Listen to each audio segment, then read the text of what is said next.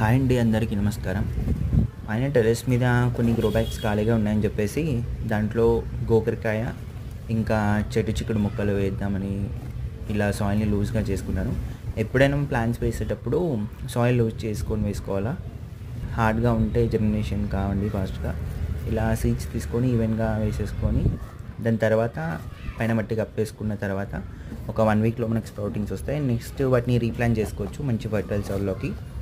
నేను ఇంకోటి ఇది చిక్కుడుగా అండి, చెట్టు చిక్కుడు. ఒక 5-6 ప్లాంట్స్ ఉంటే చాలు, మనకి ఒక 1/2 kg వరకు వస్తుంటాయి. చూడండి, ఇది నేను కంపోజ్ బిన్లో పెట్టాను. ఇది లేయర్ మెథడ్లో కిచెన్ వేస్ట్ కంపోజ్ చేసిన అందులో పెట్టాను. And welcome to my channel the organic matter. నా వీడియో కనుక నచ్చినట్టయితే లైక్ చేయండి, షేర్ చేయండి, సబ్స్క్రైబ్ చేయండి. అండ్ అప్కమింగ్ వీడియోస్లో వచ్చేసి నేను లిక్విడ్ ఫర్టిలైజర్స్ ఎలా చేసుకోవాలా, ఈ సమ్మర్లో వాటరింగ్తో పాటు మనం లిక్విడ్ ఫర్టిలైజర్స్ ఏమేమి ఇవ్వాలి